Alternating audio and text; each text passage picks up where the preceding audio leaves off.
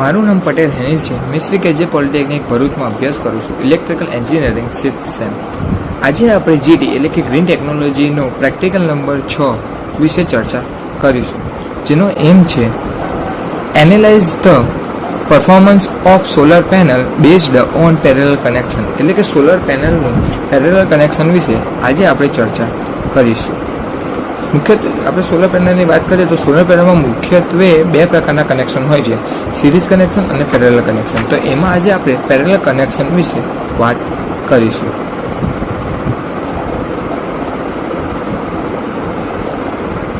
Object એમાં પહેલો છે compare the efficiency of solar panel in parallel connection versus individual panel.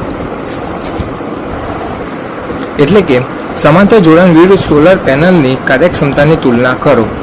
વ્યક્તિગત panel એટલે કે વ્યક્તિગત પેનલ એટલે કે કોઈ ઇન્ડિવિજ્યુઅલ પેનલ એટલે કે અલગ અલગ પેનલની તેની સમાંતર જોડાણની વિરુદ્ધ તેને સોલર પેનલની કાર્યક્ષમતાની તુલના કરો. એટલે કે તેની કાર્યક્ષમતા, તેની કેપેસિટી એટલે કે તેની કાર્યક્ષમતા કેટલી છે તેની તુલના કરવામાં આવે છે. હવે આગળ છે evaluate the voltage output stability of parallel connected solar panel under varying condition. એટલે કે નીચે સમાંતર જોડાયેલ સોલર પેનલની વોલ્ટેજ આઉટપુટ સ્થિરતાનું મૂલ્યાંકન કરો. એટલે કે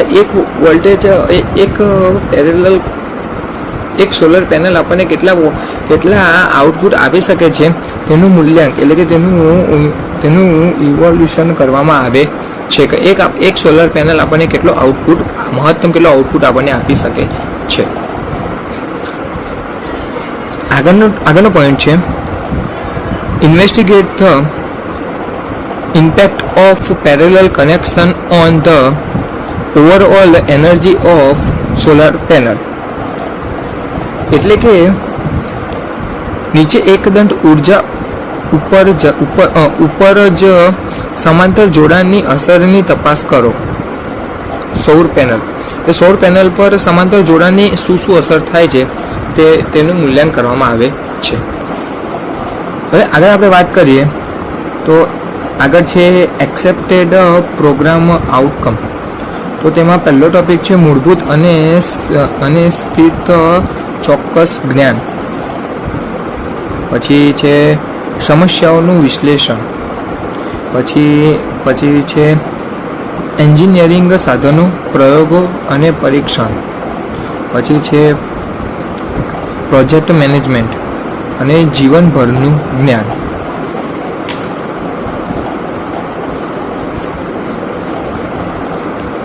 હવે આગળ આપણે પ્રેક્ટિકલ આઉટકમ વિશે વાત કરીએ તો તેમાં પહેલો પોઈન્ટ છે સૌર માટે શ્રેષ્ઠ સમાંતર જોડાણ ગોઠવણી માટે ભલામણો પેરેલલ પેનલ્સ. પછી બીજો ટોપિક છે સમાંતરથી ઉર્જા ઉત્પાદનની આગાહી કરવા માટે મોડલનો વિકાસ, જોડેલ સોલર પેનલ. પછી ત્રીજો ટોપિક છે સમાંતર કનેક્શન સોલર પેનલની જાળવણી અને મુશ્કેલી નિવારવા માટેની માર્ગદર્શિકા પેનલ સિસ્ટમ.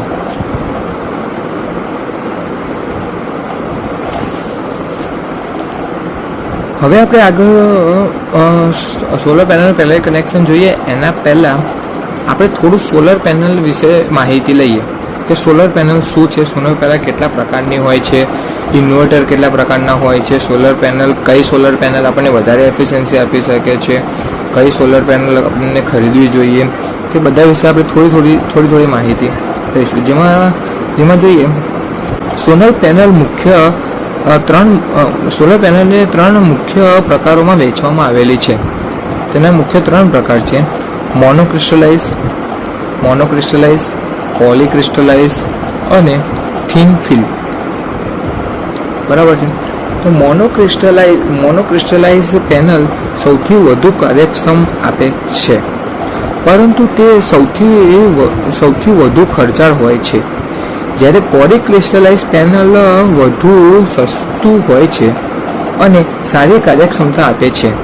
એટલે કે મોનોક્રિસ્ટલાઇઝ મૂંઘી હોય છે અને સોલર પેનલ સૌથી મૂંઘી હોય છે અને કાર્યક્ષમતા આપે છે અને સૌથી વધુ ખર્ચાળ હોય છે, સૌથી વધુ કાર્યક્ષમ હોય છે અને સૌથી વધારે ખર્ચાળ હોય છે.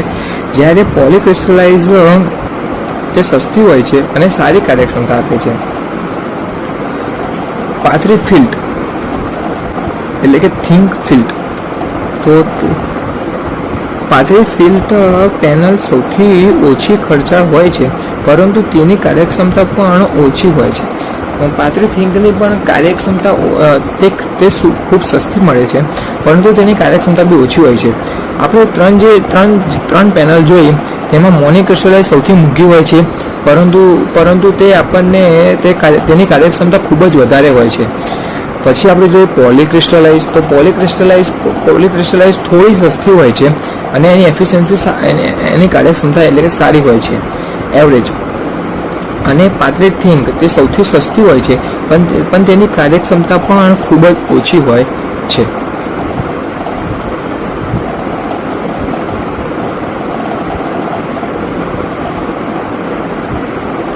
હવે આગળ આપણે અહીં દરેક પ્રકારનું વસ્તુને હવે થોડી આપણે આ જે ત્રણ સોલર પેનલ જોઈએ તેના વિશે વધુ થોડી ડિટેલમાં માહિતી આપણે લઈશું.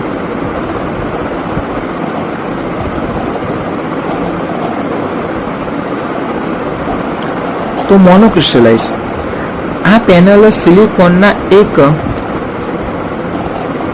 શાફ્ટમાંથી બનાવવામાં આવે છે. પરિણામે એક સામાન કાળો દેખા આવે છે. તેઓ તેમની ઉચ્ચ કાર્યક્ષમતા માટે જાણીતા છે. તેની કાર્યક્ષમતા ખૂબ જ વધારે હોય છે, તેના માટે તે જાણીતા છે.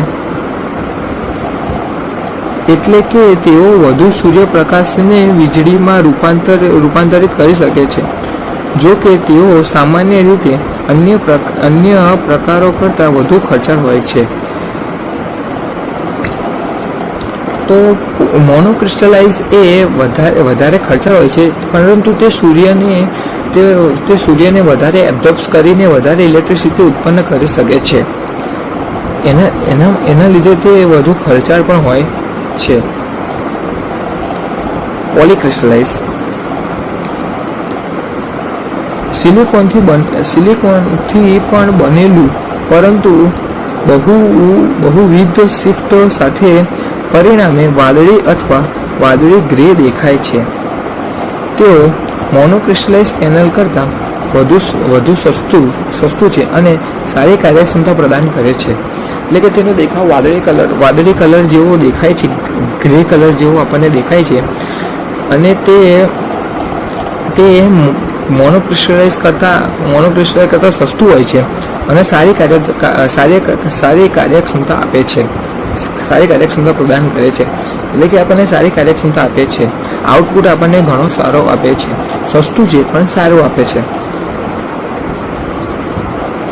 પાતળી ફિલ્ટ આ પેનલ ફોટો વોલ્ટેજ સામગ્રીના પાતળા સ્તરથી બનેલ છે, જેમ કે આકારહિત સિલિકોન, ડાયટેમિયસ ડ્યુસેન અથવા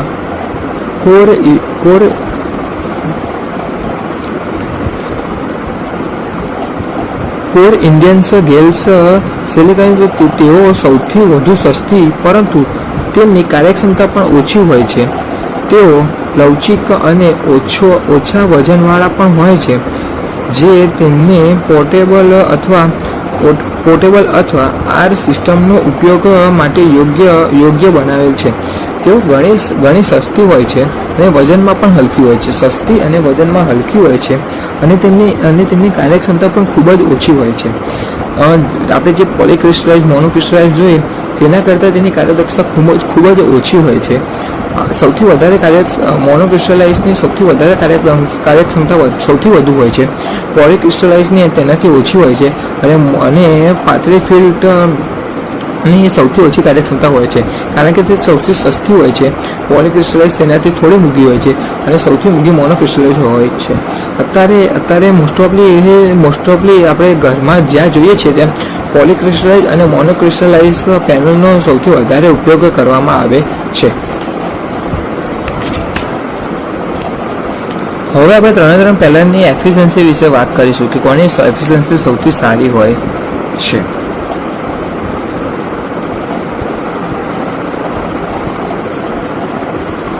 તો સૌથી પહેલી છે મોનોક્રિસ્ટલાઇઝની એફિશિયન્સી કેટલી હોય છે?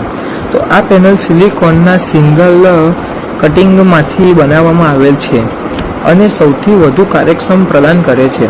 સામાન્ય રીતે 18%થી 24% સુધી તેઓ તેમના ઉચ્ચ પાવર આઉટપુટ અને લાંબા જીવનકાળ માટે જાણીતી છે. એટલે કે મોનોક્રિસ્ટલાઇઝ એ 18%થી 24% સુધીની એફિશિયન્સી આપણને આપે છે. એટલે કે સૌથી સારામાં સારી એફિશિયન્સી મળે તો મોનોક્રિસ્ટલાઇઝમાં મળે છે. તે સિલિકોનના સિંગલ કટિંગમાંથી બનાવવામાં આવેલ છે. અને સૌથી વધુ કાર્યક્ષમ પ્રદાન કરે છે. એટલે કે સૌથી વધારે કાર્યક્ષમ આપણને પ્રદાન કરે છે. સામાન્ય રીતે 18%થી 24% સુધી તેની એફિશિયન્સી હોય છે. તે આઉટપુટ અને લાંબા જીવનકાળ માટે જાણીતી છે, જે આપણને 20 કે 25 વર્ષ સુધી ઇઝી વાપરી શકાય છે.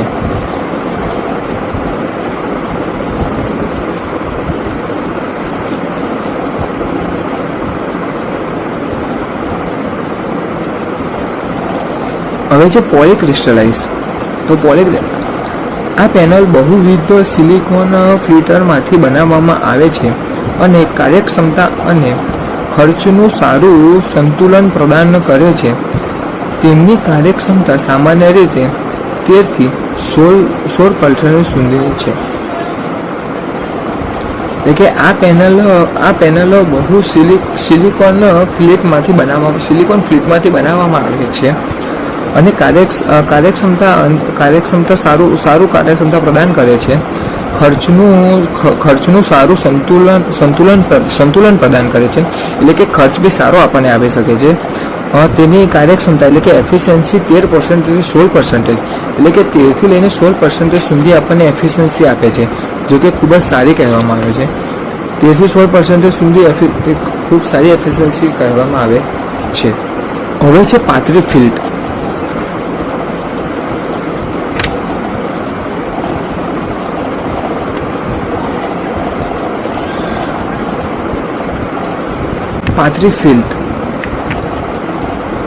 આ પેનલ ફોટોવોલ્ટેજ સામગ્રીના પાતળા સ્તરમાંથી બનાવવામાં આવે છે, જેમ કે કેડમિયમ ડુલાઇડ અથવા કોઇલ, કોપર ઇલેક્ટ્રિક ગ્લિયર્સ, સેલેનાઇટ અને સામાન્ય રીતે તે વધુ ઊંચી અને ઓછી વજન હોય છે. તેની કાર્યક્ષમતા સામાન્ય રીતે પેનલો કરતાં બીજી બધી પેનલો કરતાં ખૂબ જ ઓછી છે, જે 7% થી લઈને 13% સુધીની હોય છે. એટલે કે આ પેનલ ફોટોવોલ્ટેજ સામગ્રીના પાતળા સ્તરમાંથી બનાવવામાં આવે છે. બનાવવામાં આવે છે, જેમાં કોપર, ઇન્ડિયમ્સ, ગ્લિયમ્સ નો ઉપયોગ થાય છે. ઓછા વજનના હોય છે. વજન ખૂબ જ ઓછું હોય છે. એકદમ લાઇટ વેટ હોય છે. તેની કાર્યક્ષમતા સામાન્ય રીતે બીજી બધી પેનલો કરતાં ખૂબ જ ઓછી હોય છે. તેની એફિશિયન્સી 7% થી 13% સુધીની હોય છે. તો આમાં આપણે સૌથી વધારે એફિશિયન્સી મોનોક્રિસ્ટલાઇઝ પેનલમાં મળે છે, જેની 18% થી લઈને 24% સુધી છે. પછી છે પોલીક્રિસ્ટલાઇઝ. તો પોલીક્રિસ્ટલાઇઝની આપણે એફિશિયન્સી 13 થી લઈને 16% સુધી મળે છે. અને મોનોક્રિસ્ટલાઇઝ પાતળી ફિલ્ડ, તો પાતળી ફિલ્ડની આપણને 7%થી 13% સુધીની મળે છે. આમાં આપણને સૌથી વધારે એફિશિયન્સી મોનોક્રિસ્ટલાઇઝ પેનલમાં મળે છે અને ત્યારબાદ આપણને પોલીક્રિસ્ટલાઇઝ અને પાતળી ફિલ્ડમાંથી મળે છે. તો આ રીતે આપણને અલગ અલગ પ્રકારની એફિશિયન્સી આપણને મળી રહે છે.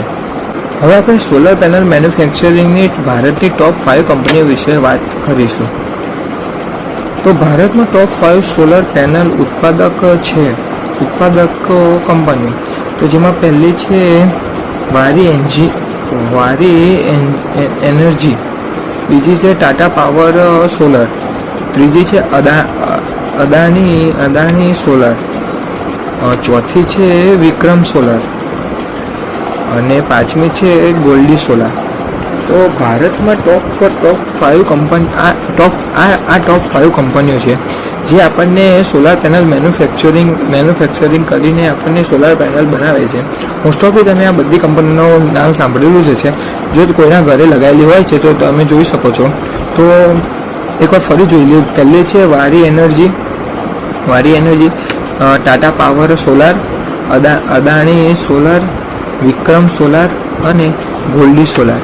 તો આ ટોપ 5 કંપનીઓ છે જે આપણને ઇન્ડિયામાં મોસ્ટ ઓફ મેન્યુફેક્ચરિંગ કરતી જોવા મળે છે, જેની સોલાર પેનલ ખૂબ જ સારી આવે છે એવું કહી શકાય. હવે આપણે જોઈશું તો ભારત નોંધપાત્ર રીતે સોલર કોલ અને મોડ્યુલની આયાત પર આધારિત રાખે છે, જેમાં ચીન પ્રાથમિક સપ્લાયર છે. એટલે કે વિશ્વમાં ચીન પ્રથમ સ્થાન ઉપર આવે છે. નાણાકીય વર્ષ 2023-24માં ભારતે 6.2 બિલિયન મૂલ્યાંકના સોલર સેલ અને મોડ્યુલની આયાત કરી છે. એટલે કે ભારતે કુલ ટોટલ 6.2 બિલિયન સોલર સેલ અને મોડ્યુલની આયાત કરી છે. એટલે કે વિદેશથી આપણને મંગાઈ છે, જે 6.2 બિલિયન જેટલી સોલર પેનલો છે.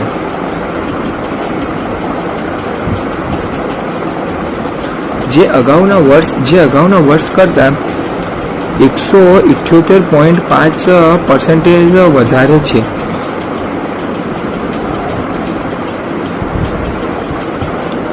જેનું મુખ્ય કારણ એડવાન્સ લાઇસન્સિંગના સંપર્કે અને ચાઇનીઝ ભાવમાં ઘટાડો છે. એટલે કે વિદેશી ભાવમાં ઘટાડાના કારણે આ થઈ શકે છે.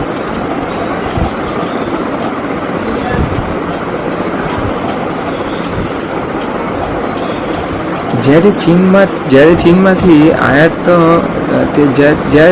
આયાત ઘટે છે,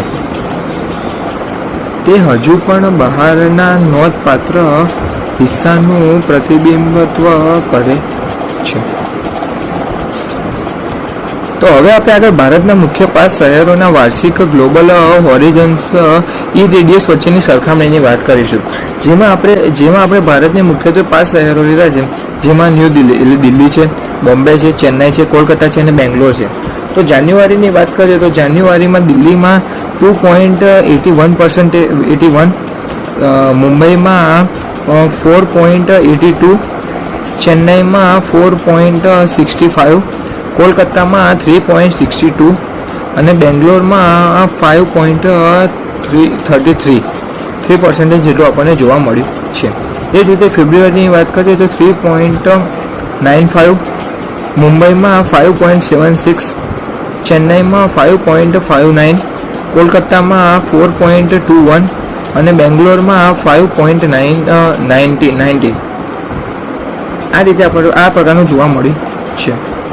માર્ચની વાત કરીએ તો દિલ્હીમાં 5.07, ચેન્નાઈમાં 6.03, મુંબઈમાં. ચેન્નાઈમાં 6.12.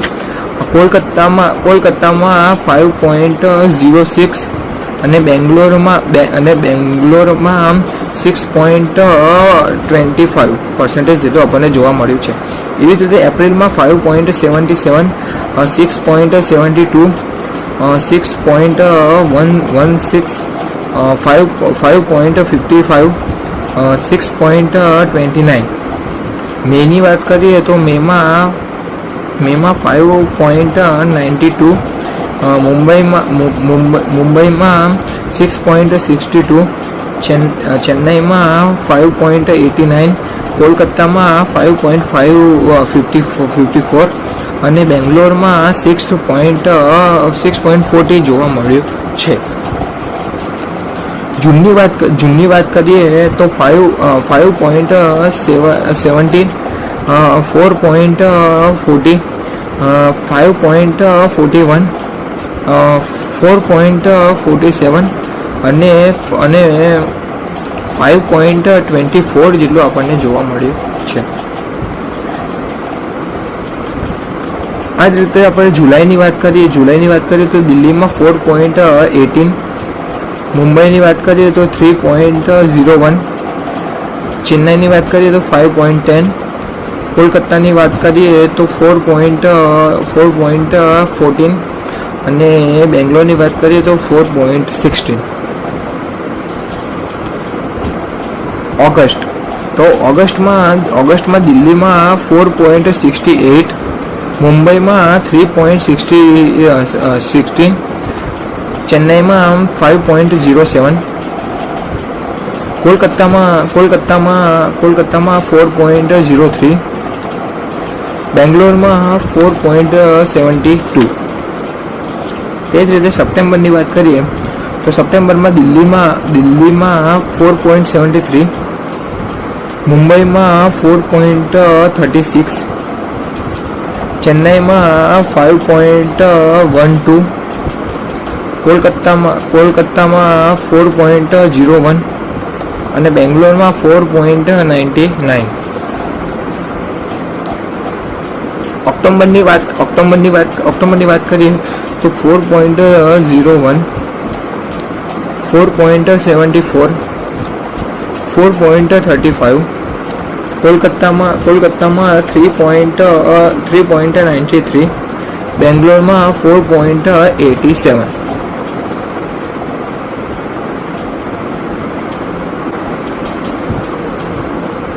એ જ રીતે નવેમ્બરની વાત કરીએ તો નવેમ્બરમાં દિલ્હીમાં 3.11, મુંબઈમાં 4.79,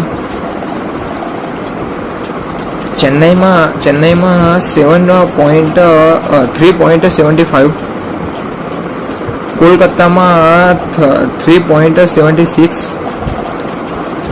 અને બેંગ્લોરમાં 4.42.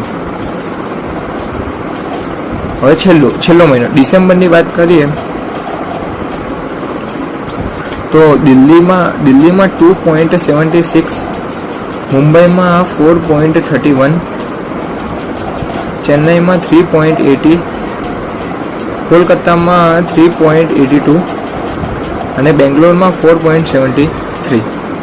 હવે આપણે બધાનું વાર્ષિક સરેરાશ જોઈએ, એટલે કે વર્ષમાં એવરેજ કેટલું છે વાર્ષિક સરેરાશની વાત કરીએ તો જેમાં દિલ્હીમાં છે 4.44, મુંબઈમાં છે 4.95,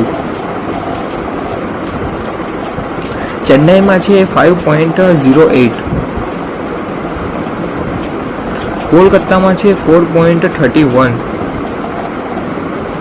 અને બેંગ્લોરમાં છે 5.73. તો આ જે છે સોલર ઇરેડિયસ ડેટા 1986 થી લઈને 2015 સુધીનો છે. એટલે કે 1986 થી લઈને 2015 સુધીનો માર્કશીટ આપણને ઇરેડિયસ ડેટા છે. તો હવે આગળ આપણે જોઈએ ટાઈપ્સ ઓફ સોલાર સેલ, એટલે સોલાર સેલના ટાઈપ્સ.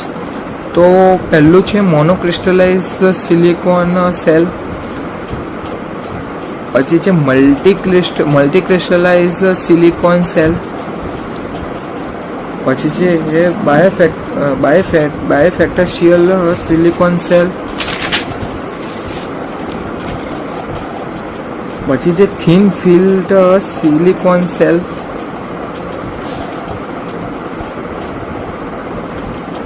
Approach silicon cell.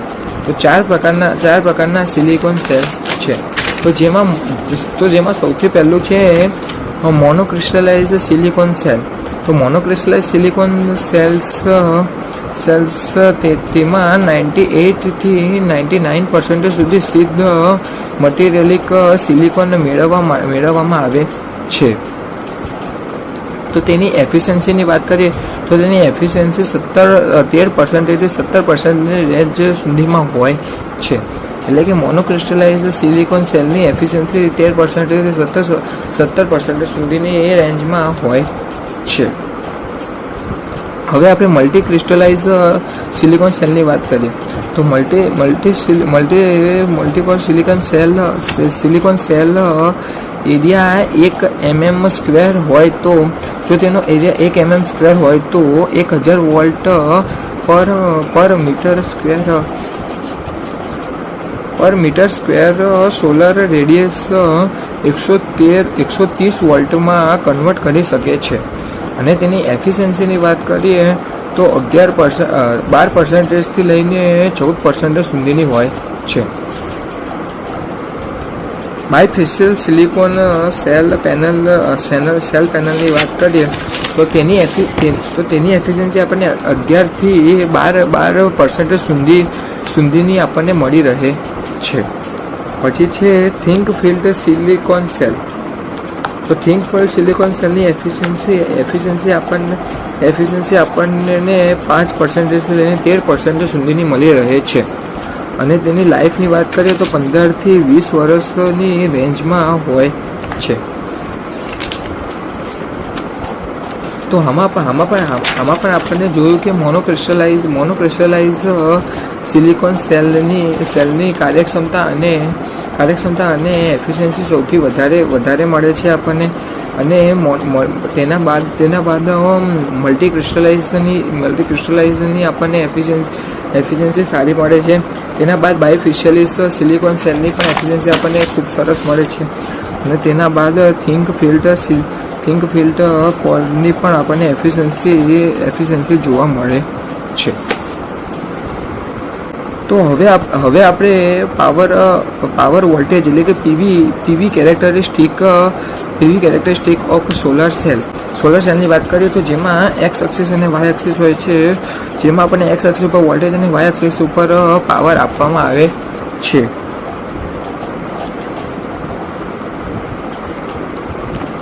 તો સોલર સેલના ઓપન સર્કિટ અને શોર્ટ સર્કિટ કન્ડિશનમાં પાવર શૂન્ય થાય છે. સોલર સેલના આઈવી કેરેક્ટરિસ્ટિકના મેક્સિમમ પાવર અને મેક્સિમમ પાવર પોઈન્ટ અથવા એમપીપી કહેવામાં આવે છે. મેક્સિમમ પાવર પોઈન્ટ એ આઈવી કેરેક્ટરિસ્ટિકના વીએમપીપી અને આઈએમપીપીના સંદર્ભમાં હોય છે. ઓપરેટિંગ મેક્સિમમ પાવર પોઈન્ટ એ આપેલ સોલર રેડિયેશનને અનુરૂપ મેક્સિમમ પાવર જનરેટ કરે છે. એટલે કે આપણને રેડિયેશનમાં મેક્સિમમ પાવર જનરેટ આપણને જોવા મળે છે. જેમાં PMPP = VMPP × IMPP છે તેમ કહી શકાય છે. આમાં આપણને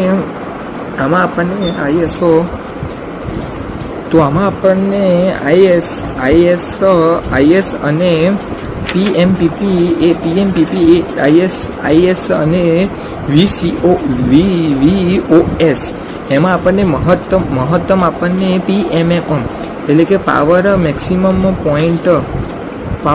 પોઈન્ટ ઉપર આપણને મળી રહે છે. જેમાં વોલ્ટેજ અને પાવર એક ટાઈમે મહત્તમ એટલે કે મેક્સિમમ સુધી પહોંચી જાય છે. જે PMPP is equal to VMPP into IMPP છે તેમ પણ કહી શકાય છે. આ આપણને મેક્સિમમ પાવર પોઈન્ટ મહત્તમ વોલ્ટેજ ક્યારે મળે છે તે કહી શકાય છે. પાવર અને voltage characteristic of solar cell.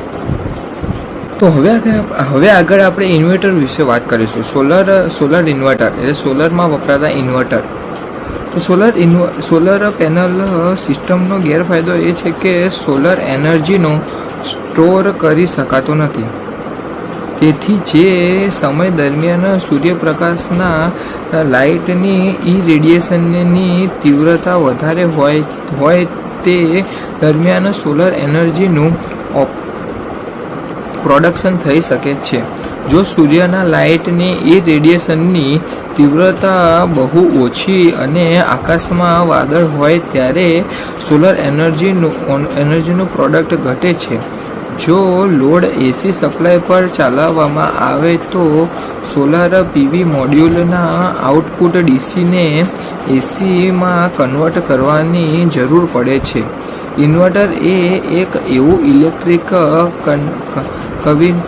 Equipment છે જે ડીસી વોલ્ટેજને એસી વોલ્ટેજમાં કન્વર્ટ કરે છે.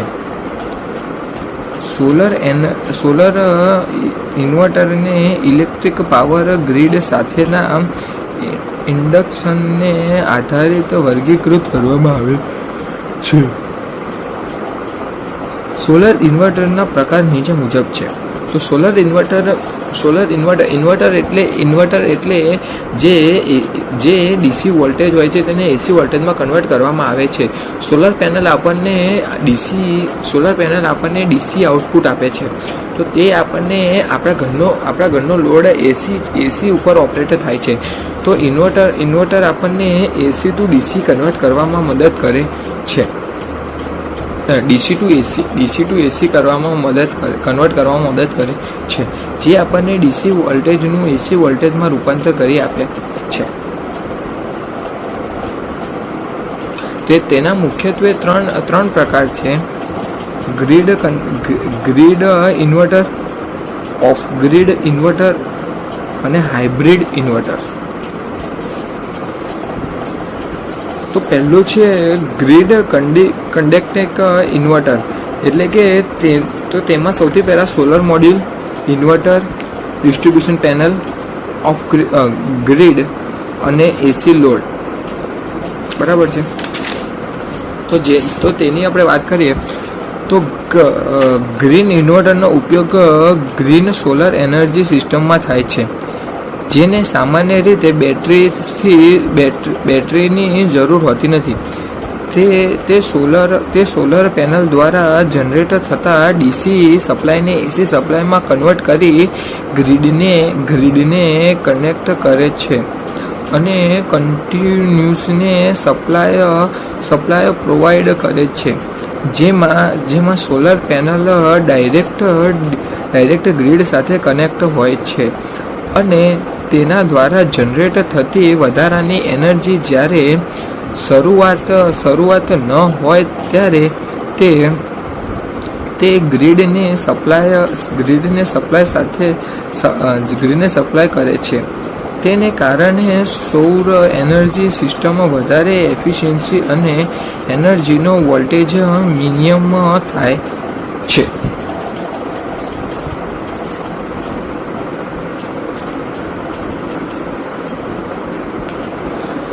તો ઓફગ્રીડ ઇન્વર્ટર એટલે શું? તો ઓફગ્રીડ ઇન્વર્ટર આપણે જોયું તો તે વાત કરીએ તો સોલર મોડ્યુલ છે. તો તે સોલર મોડ્યુલ ઇન્વર્ટર ડીસી વોલ્ટેજને એસી વોલ્ટેજમાં કન્વર્ટ કરે છે અને તે એસી વોલ્ટેજને ડાયરેક્ટ ગ્રીડ એટલે કે જીબીમાં ડાયરેક્ટ ટ્રાન્સફર કરી દે છે અને જીબીમાંથી આપતો વોલ્ટેજ આપણને જીબીમાંથી વોલ્ટેજ આવે છે તે આપણા ઘરમાં આવે છે. સોલર પેનલનો પાવર ડાયરેક્ટ આપણા ઘરમાં આવતો નથી. તો ગ્રીડ ઇન્વર્ટર એટલે કે મોડ્યુલમાંથી જે આઉટપુટ આપણને મળે છે તે ડાયરેક્ટ આપણા સુધી પહોંચતું નથી. તે આઉટપુટ પહેલાં પહેલાં જીબી એટલે કે ગ્રીડમાં જાય છે અને ગ્રીડમાંથી આપણા ઘર સુધી આવે છે.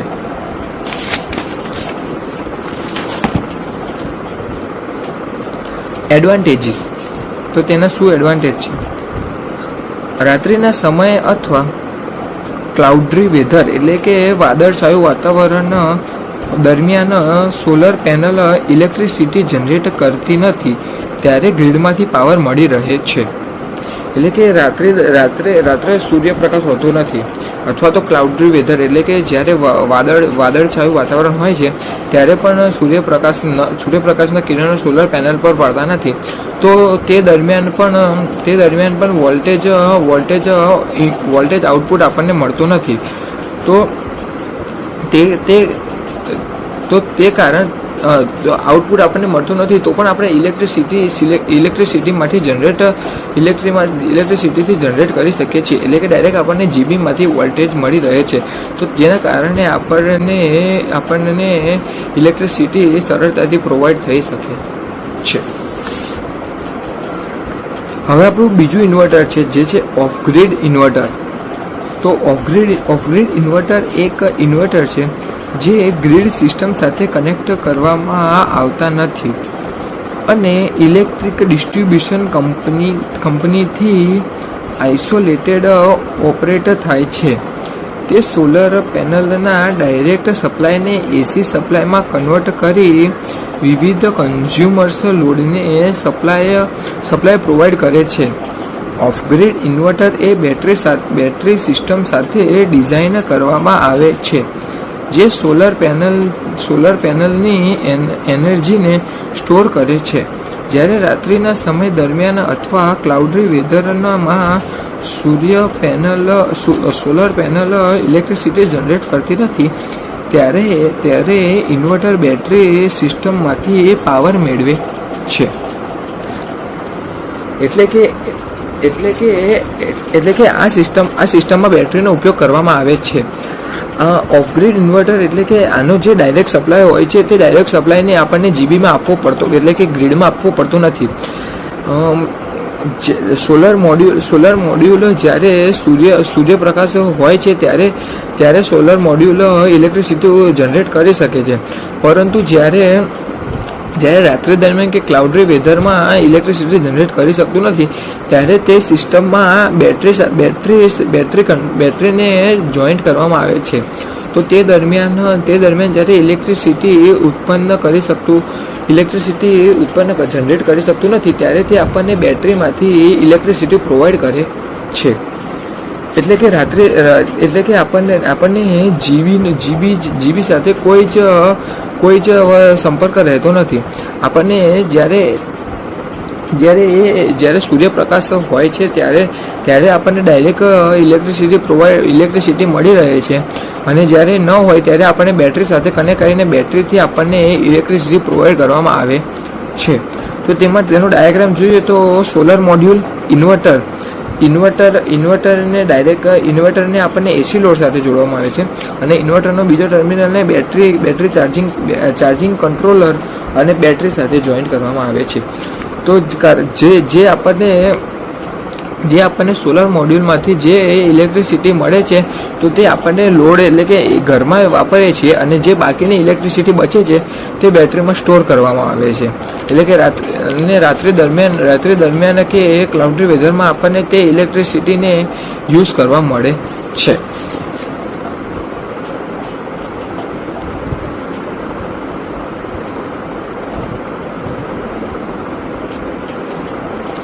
એડવાન્ટેજ, તો તે ઇલેક્ટ્રિક ગ્રીડના કનેક્શન વગર વિશ્લેષિત એનર્જીનો સ્ત્રોત પૂરો પાડે છે. એટલે કે તેમાં કોઈ ગ્રીડ સાથે કનેક્ટ હોતો નથી. ડિસએડવાન્ટેજ, ઓફ ગ્રીડ ઇન્વર્ટર વધુ જટિલ હોય છે. બેટરીને કારણે ગ્રીડ ઇન્વર્ટર કરતાં વધુ મેન્ટેનન્સની જરૂર પડે છે. એટલે કે બેટરી ગ્રીડ સાથે કનેક્ટ હોતું નથી, બેટરી સાથે કનેક્ટ હોય છે, એટલે કે તેનું મેન્ટેનન્સ ખર્ચ પણ વધારે આવે છે. બેટરી 2-3 વર્ષમાં બેટરી ખરાબ થઈ જાય તો બેટરીને આપણે બદલવામાં આવે છે, રિપ્લેસ કરવી પડે છે. એટલે કે તેનો આપણે ગ્રીડ ઇન્વર્ટર સિસ્ટમ કરતાં ઓફ ગ્રીડ ઇન્વર્ટર સિસ્ટમમાં મેન્ટેનન્સ વધારે જોવા મળે છે, જે વધુ ખર્ચાળ કારણ કે બેટરીમાં પણ આપણને હાઈ વોલ્ટેજ સિસ્ટમ હોય છે, તો આપણને બેટરી પણ મોટી સાઇઝની એટલે કે મોટી બેટરી લાવવી પડે છે, તો તેનો કોસ્ટ પણ વધી જાય છે. એટલે બેટરીનો કોસ્ટ અને મેન્ટેનન્સ કોસ્ટ પણ ખૂબ જ વધારે આવે છે. તો ઓફ ગ્રીડ સિસ્ટમમાં પણ ખૂબ વધારે કોસ્ટલી પડે છે.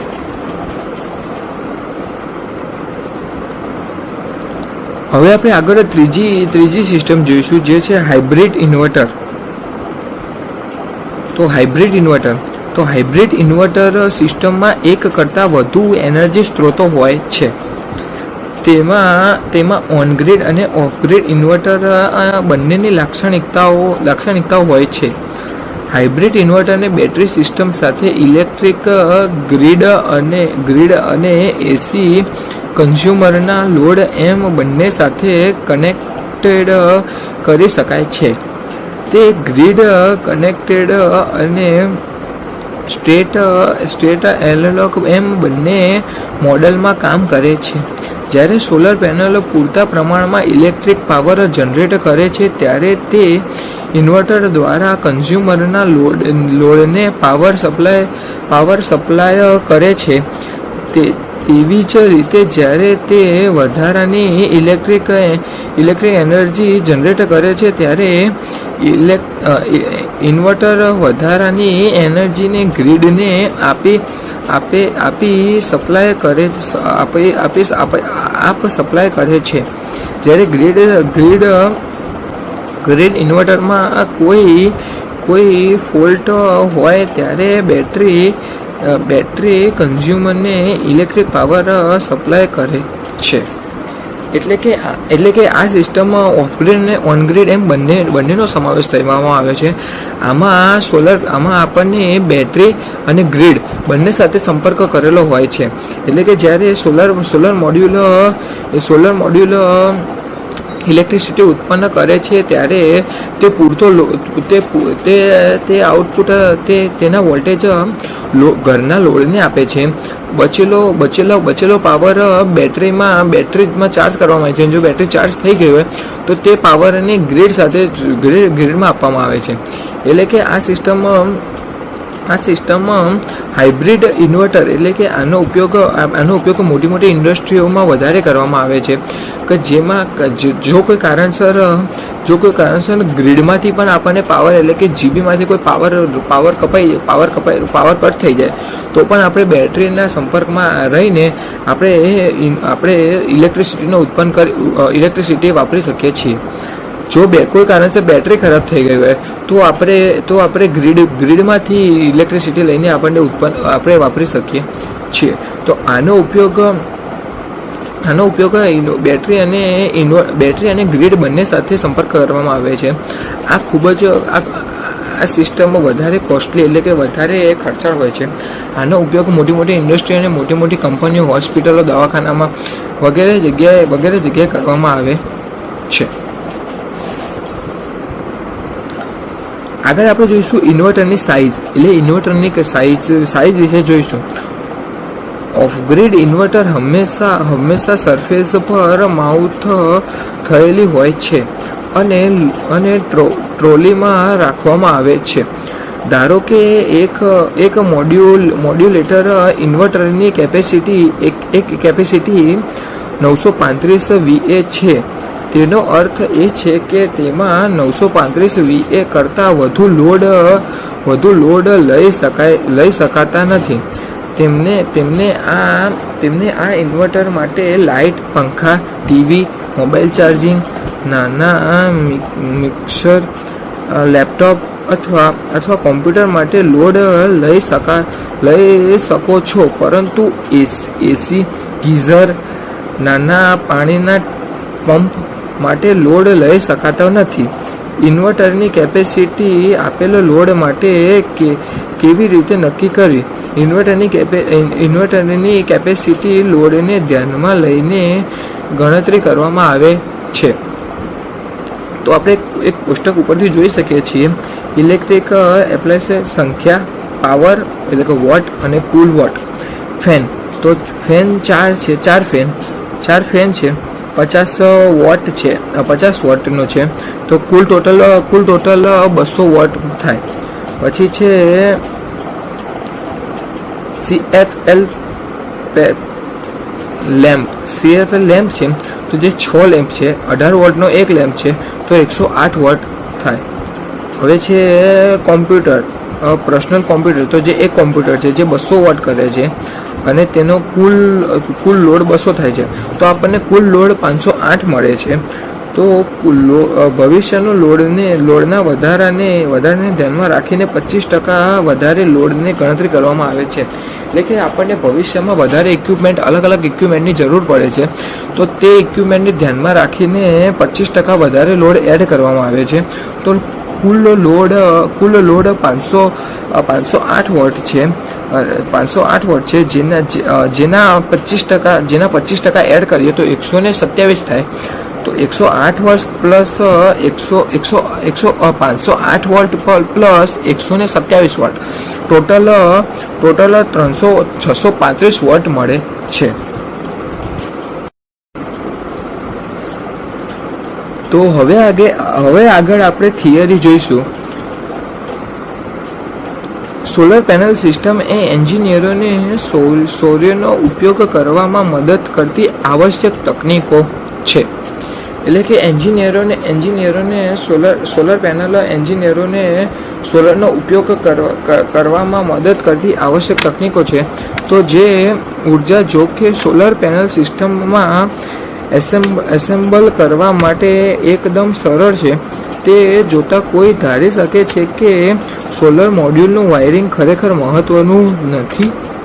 એટલે કે આપણને એવું લાગે છે કે ધારો કે કોઈ સોલર મોડ્યુલને સોલર પેનલની સિસ્ટમને ઇન્સ્ટોલ કર્યો છે, તો તેનું વાયરિંગ મહત્ત્વનું હોતું નથી.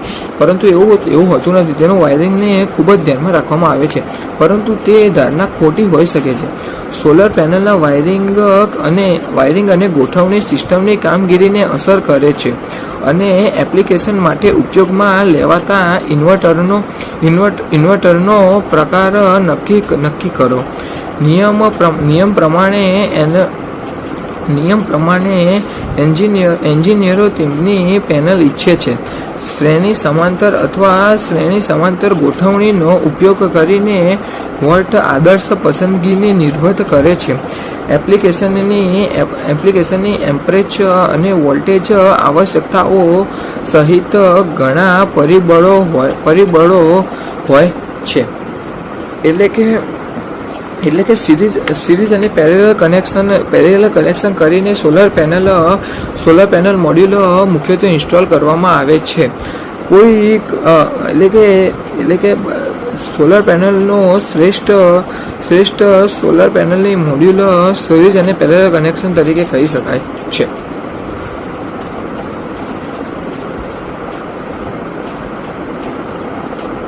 હવે જોઈશું સમાંતર જોડાણ એટલે કે પેરેલલ કનેક્શન.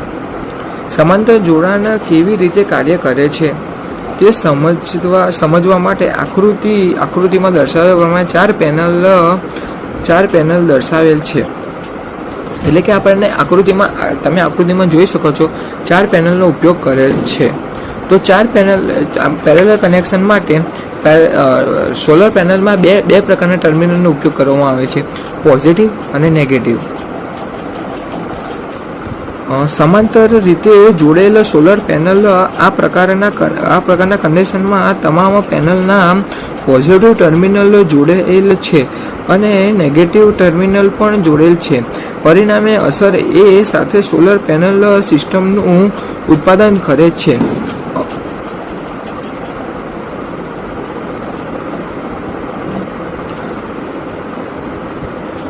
કમ્પેરિઝન રેટિંગમાં જ્યારે કુલ વોલ્ટેજ સમાન રહે છે એટલે કે સોલર પેનલ મોડ્યુલ આમાં આપણને ચાર પ્રકારની પેનલ આપેલી છે, જેમાં આપણને એક સોલર પેનલમાં બે પ્રકારના ટર્મિનલ મળી રહે છે, પોઝિટિવ અને નેગેટિવ. તો ચાર પ્રકારની સોલર પેનલમાં ચાર પોઝિટિવ ટર્મિનલને એક સાથે કનેક્ટ કરવામાં આવે છે અને ચાર નેગેટિવ ટર્મિનલને એક સાથે કનેક્ટ કરવામાં આવે છે, અને જે બે પોઈન્ટ મળે છે તો આ કનેક્શનને આપણે પેરેલલ કનેક્શન કહી શકીએ છીએ. જો પહેલાનો પોઝિટિવ બીજાના પોઝિટિવ સાથે, બીજાનો પોઝિટિવ ત્રીજાના પોઝિટિવ સાથે, ત્રીજાનો પોઝિટિવ ચોથાના પોઝિટિવ સાથે, આ રીતે ચાર પોઝિટિવ એક સાથે કનેક્ટ કરવામાં આવે છે. અને બીજા આ જ રીતે પહેલાનો નેગેટિવ બીજાના નેગેટિવ સાથે, બીજાનો નેગેટિવ ત્રીજાના નેગેટિવ સાથે, ત્રીજા નેગેટિવ ચોથાના નેગેટિવ સાથે, આ જ પ્રકારે ચાર નેગેટિવને પણ એકબીજા સાથે કનેક્ટ કરવામાં આવે છે. તો આ કનેક્શનને પેરેલલ કનેક્શન કહી શકાય છે.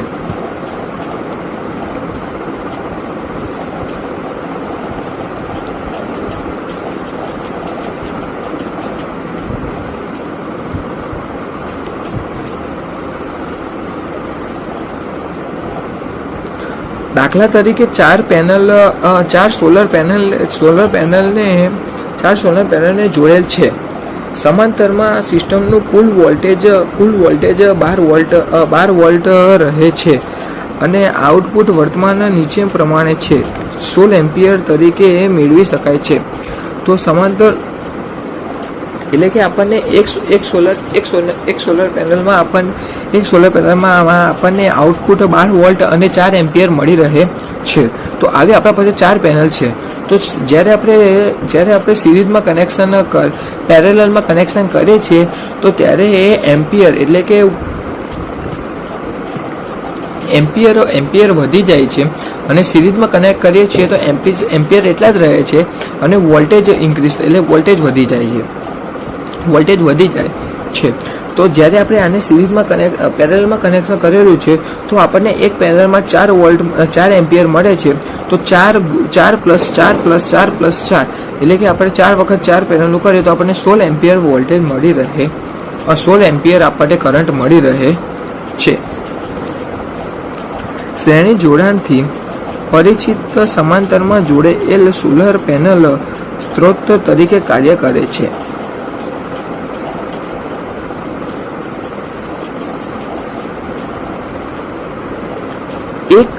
એકબીજાના તેમની મિશ્ર પ્રકારની પરિસ્થિતિઓ સાથેના કાર્યક્રમોમાં આદર્શ બનેલ છે. દાખલા તરીકે જો સેટ સમાંતર જોડાયેલી કેટલીક પેનલોને આવરી લે છે, હજુ પણ બાકીની અપેક્ષા રાખી શકીએ છીએ.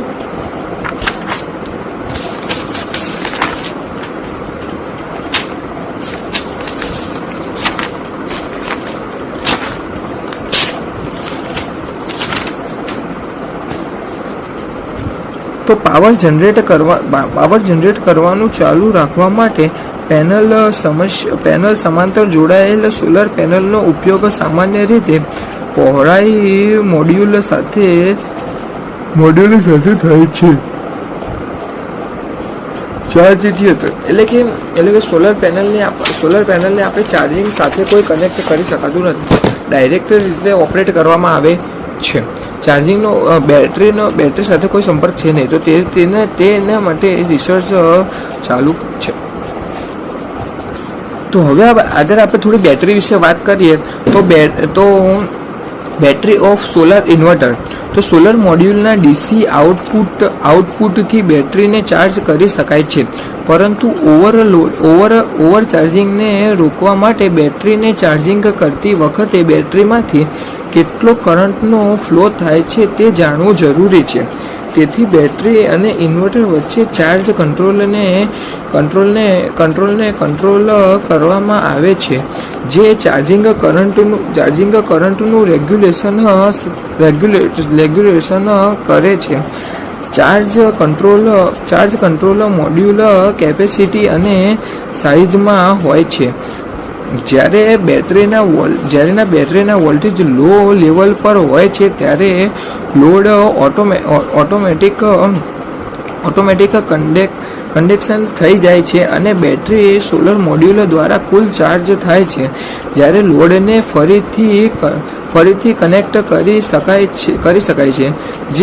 જે લોકેશન પર યુટિલિટી કંપનીઓ દ્વારા ઇલેક્ટ્રિક પાવર સપ્લાય આપવાનું શક્ય ન હોય અને સનલાઇટની ખૂબ જ ઓછી હોય ત્યારે બેટરી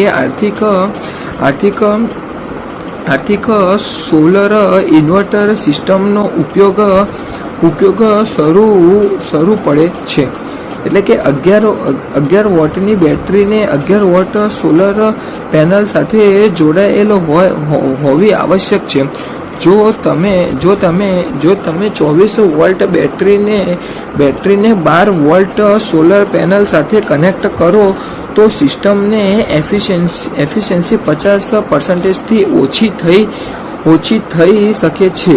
12 વોટ બેટરી સંપૂર્ણ ચાર્જ કન્ડિશનમાં 14 વોલ્ટ અથવા 14.5 વોલ્ટ હાફ ચાર્જ કન્ડિશનમાં 12 વોલ્ટ અને સંપૂર્ણ ડિસ્ચાર્જ કન્ડિશનમાં 10 વોલ્ટ અથવા 10.5 વોલ્ટ દર્શાવે છે. બેટરી આધારિત લોડ તો રેલવે ટોર્ક કોર્ડિનેશન સિગ્નલ, સ્ટ્રીકિંગ લાઇટિંગ અને ટ્રાફિક કંટ્રોલ સિગ્નલ. બેટરી આધારિત લોડની લેમિનેશન નીચે દર્શાવેલ મુજબ છે. વધારે કેપેસિટી કોસ્ટ, બેટરીનું મેન્ટેનન્સ, બેટરી રિપ્લેસમેન્ટ. તો હવે આપણે આગળ બેટરીની કેપેસિટીની વાત કરીએ તો બેટરી કેપેસિટીની વાત કરીએ તો તમારી સોલર સિસ્ટમ તમારી બેટરી એક કેમ્પ અપ કેપેસિટી કેવી રીતે નક્કી કરવી, એટલે કે બેટરીની સોલર સિસ્ટમ અને બેટરીની કેપેસિટી કેવી રીતે નક્કી કરવી. તો જ્યારે એક કરતાં વધારે બેટરીને સિરીઝ પેરેલલમાં જોડવામાં આવે છે ત્યારે બેટરી બેંક બને છે અને તે જે સમયે સોલર લાઇટની ઇલેક્ટ્રિસિટી બહુ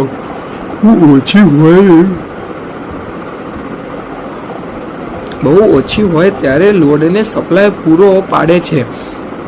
ઇન્વર્ટર માટે કેવા પ્રકારની બેટરીનો ઉપયોગ કરવો તે બેટરીના ચાર્જિંગ ડિસ્ચાર્જિંગ પર આધારિત હોય છે. લિથિયમ આયન બેટરીની એનર્જી સ્ટોરેજ કેપેસિટી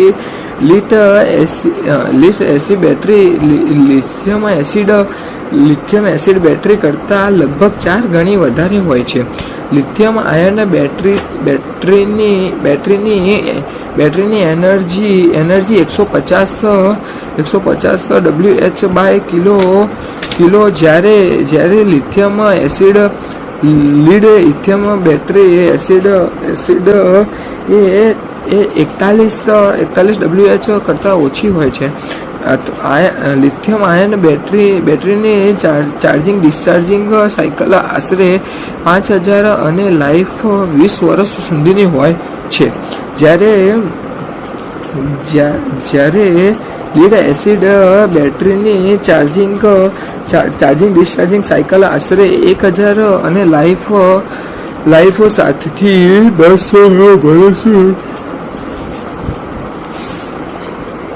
વર્ષ સુધીની જ હોય છે. પરંતુ લિથિયમ આયન બેટરીની કોસ્ટ લિથ એસિડ બેટરીથી લગભગ 2.5 ગણી છે. તેથી ઇન્વર્ટરમાં લીડ એસિડ બેટરીનો ઉપયોગ કરવામાં આવે છે. બેટરીની કેપેસિટીની ગણતરી કરતી વખતે નીચેની મુદ્દાઓ ધ્યાનમાં લેવામાં આવે છે. તો જેમાં પહેલું છે વોટ પર દિવસ, એટલે કે વોટ પર અવર.